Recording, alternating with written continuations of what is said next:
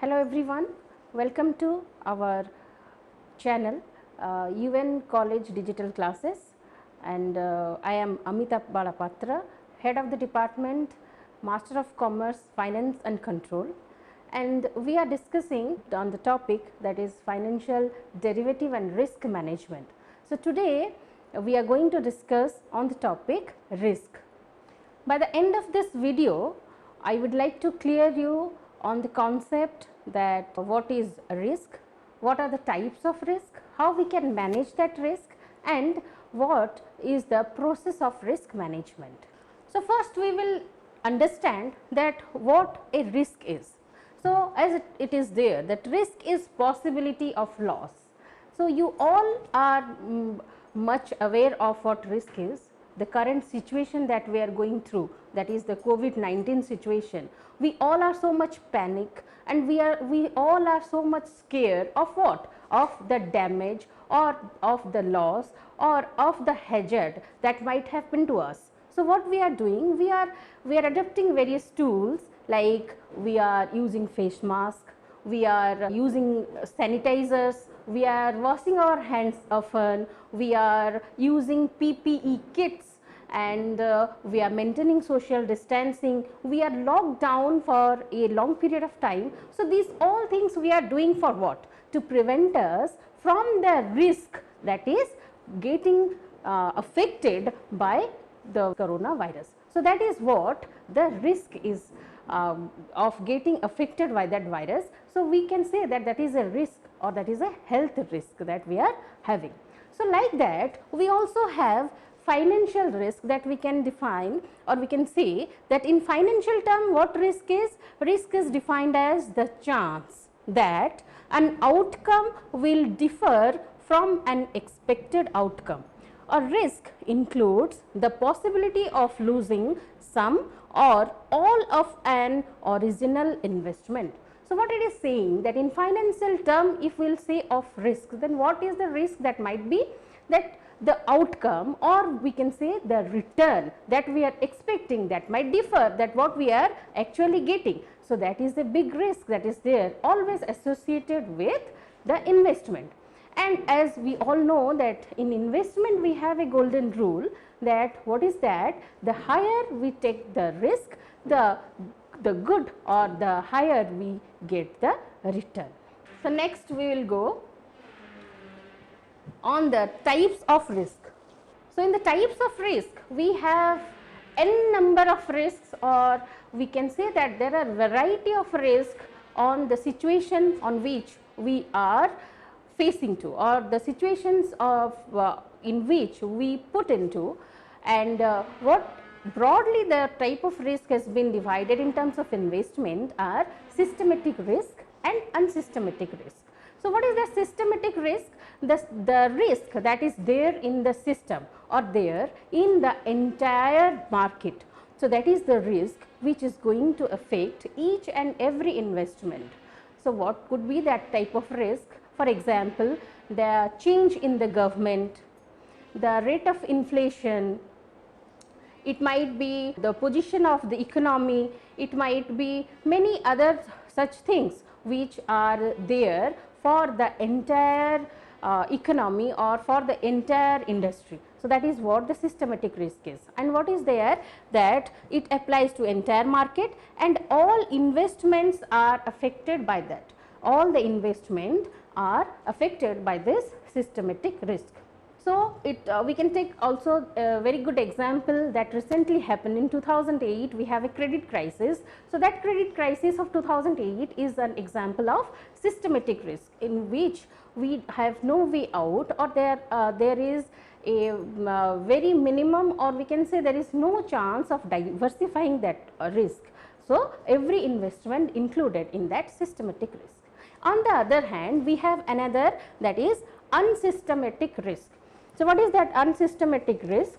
That unsystematic risk not for the entire system, or it is unique to the company, or it will affect the very particular industry or company. What is there? That there are high chances that we can diversify this risk, or we can tackle that risk on our own. So, that is why also this we call this type of risk as residual risk or specific risk, and also as what, diversifiable risk. So, we can take a good example of that, that suppose there is a strike by the employees of our company or our industry. So, that is a very specific risk that is there for our company, not to the entire economy or to the entire industry. So, that is a very specific or unique risk that is there with us. So, that is what is a big example of unsystematic risk. So, under this broad two categories of risk, that is systematic risk and unsystematic risks, there are other various types of risk, those are included, that are like credit risk, country risk, political risk, reinvestment risk, interest rate risk, foreign exchange risk, inflationary risk and market risk. So, we will understand one by one what are these. So, first one is credit risk. So, credit risk is what? Credit risk is the risk that is with our creditor, that is the company or individual that has given credit to will be unable to pay the interest, or we can say that we as a company, we have many creditors to whom that creditors might be an individual, might be an institution or anyone. So, the creditors are unable to pay us back the interest, or they are unable to pay us back our principal as such. So, when they are unable to pay us back, so there is a risk of getting our return. So, this is the type of risk that we are having with our credit. So, this type of risk is called as credit risk, and also we called it as default risk, as the creditors unable to pay us back. So, they are defaulters. So, what we are saying, that we are also saying the credit risk as default risk. So, next type of risk that we are having is country risk. So, when a country cannot keep to its debt obligations and is defaults, all its stocks, mutual funds, bonds and other financial instruments are affected, as are the countries it has financial relations with. Or we can say that when a country is defaulter, or we can say in a very specific way, if you will say that when there is high fiscal deficit, then the risk is higher. So, when there is low fiscal deficit, the risk is lower. So, we can say that as the country risk. So, next we have political risk.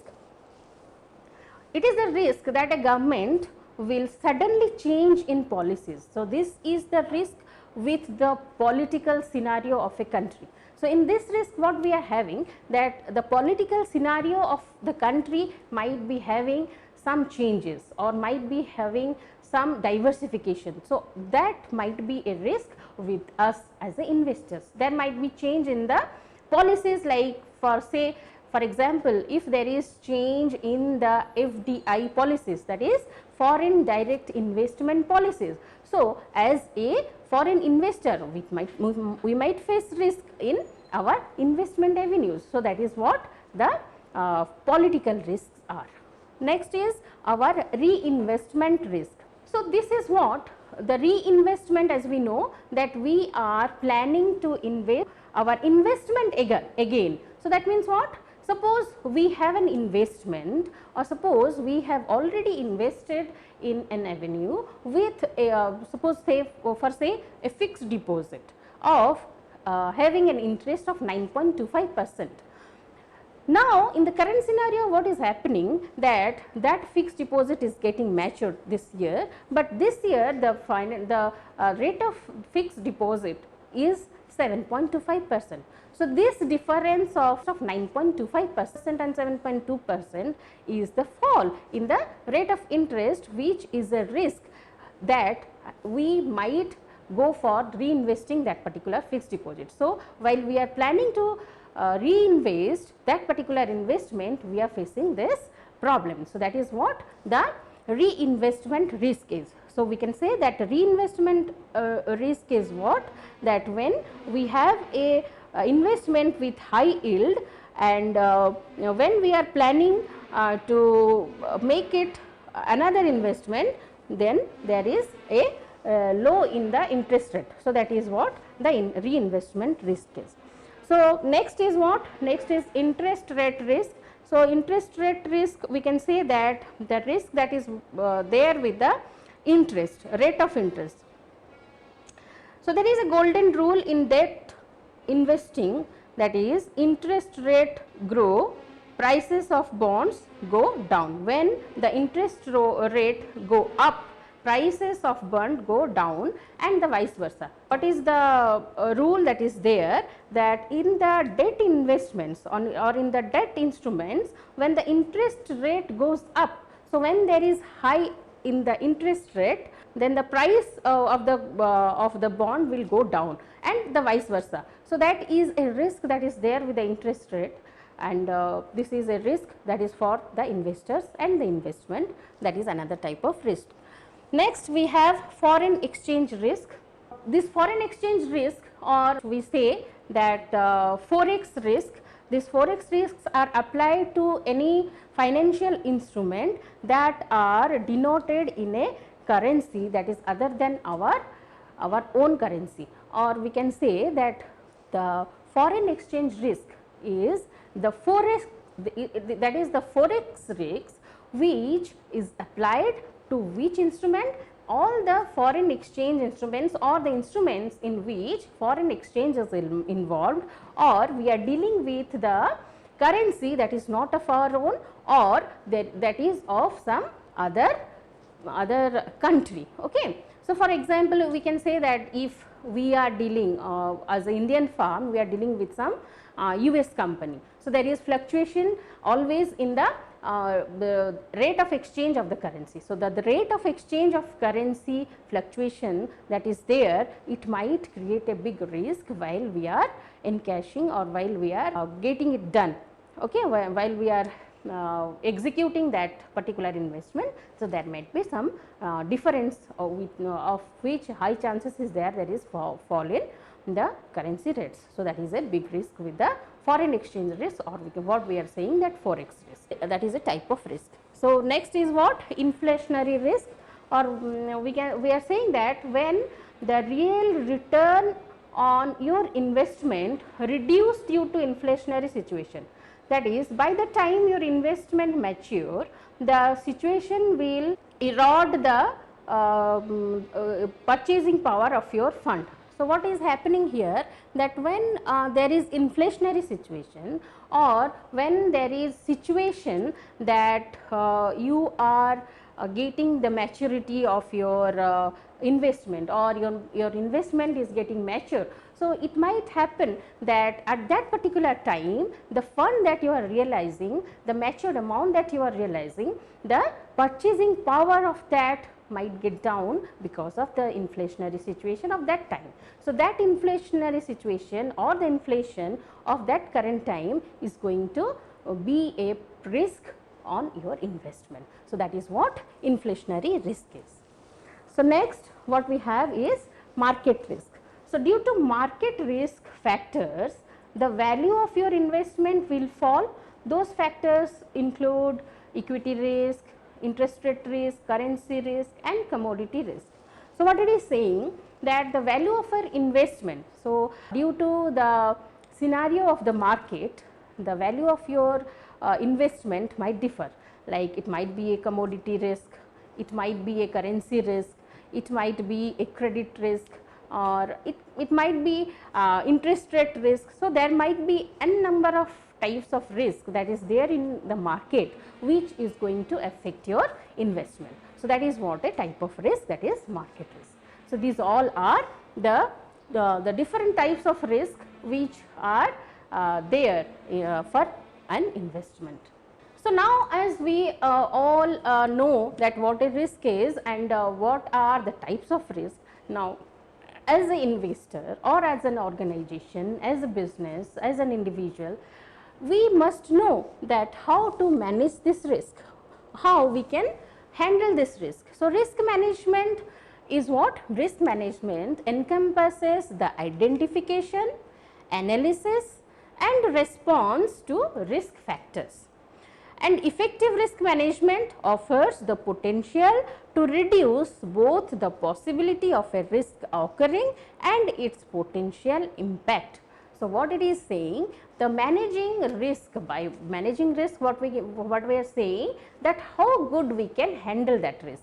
Now, as we know that what the risk is, what are the types of risk and what could be the threat that are to us. So, what we are going to do, we will be handling it. We have to identify it, we have to analyze that what are the factors that are going to affect us, or what are the effect of that particular risk to us, what is the level of effect, what is the degree of hazard that we are supposed to be, and accordingly how we are going to respond it and how we are going to act on it. So, that is what risk management is. So, next we will come to the process of risk management. So, in that we will be discussing that what is the process in which we can do the management of risk. That is, first we will identify risk, then we will measure the risk, then examine the solutions, then implement solutions, and next is monitor the results. So, this is the process of risk management is. So, first of all what we need to do is to identify that what is the risk, what is the level it can affect us, what damage it can do to us, what is the level of loss that we are going to do, and what is the return that we can have by taking that risk. So, we have to identify the risk, then we have to measure the risk. We will measure the risk that up to what it is going to, up to what extent it is going to affect us. Then we will examine the solutions, what are the different alternatives, what are the different solutions that are available to us to mitigate that risk or to handle that risk or to avoid that risk. That is what is there. Then we will implement that, what are the solutions are there with us, what is good for us, we will implement it, and finally we will monitor that after the implementation what are the results that we are getting. So, this is how we are going to manage the risk. So, this is the risk management process. So, according to the process we will take these various steps, either we are avoid the risk, or we will mitigate the risk, or we are planning to shift the risk, or we are going to accept the risk that is there. So, this is the responses that we will be taking on the particular event or particular investment or particular situation that either we are avoiding or we are mitigating or we are shifting or we are accepting the type of risk. So, that is all that we have discussed. So, in this video we have discussed that what is risk, what are the broad types of risk, what are different types of risk that are there for an investment and for others, and also we know that how management of risk is important and how we are going to do it, do the management of risk in the proper process, and what could be our possible responses to this risk that is approaching to us. That is all. Thank you.